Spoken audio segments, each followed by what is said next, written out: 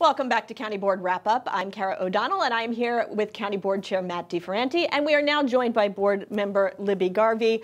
Libby, thank you for joining us. For those of you who were not here for our earlier segment, we had special guest Telly Tucker, and because of social distancing, we did not want to have 4 folks. So, Libby, thank you for your flexibility. Well, I was in the other room, and I enjoyed listening to it very much. Sorry, I couldn't just join you, but that's where we are today, right? That's right. Yeah. And speaking of distancing and the fact we are still in a pandemic, Libby, we don't have questions on this one. This is our segment where we take your questions, the viewers, that you've submitted to us via email, but we do have some news regarding a COVID update, and I know this one takes some special meaning for you. It certainly does, and we do have news, and if we don't have questions now, I'm sure we will very soon.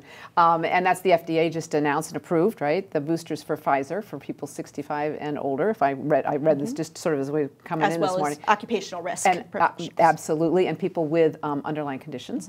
And there are going to be details that need to be worked out. We always, of course, we go by the state of Virginia, so we have to wait until we kind of get official information from them about what we'll be doing. But I anticipate us starting a program of boosters for those that qualify, and starting pretty soon. And I know I qualify for age, and I will be right there as soon as I'm, qualifying and able to get there. So I think it will help take us the next step. It's been so clear.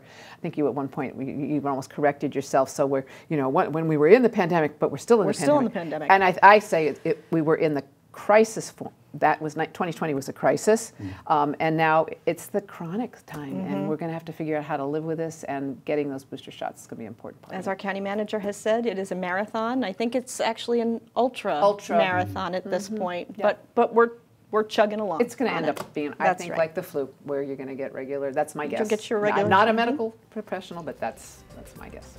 Okay, well, thank you for that update.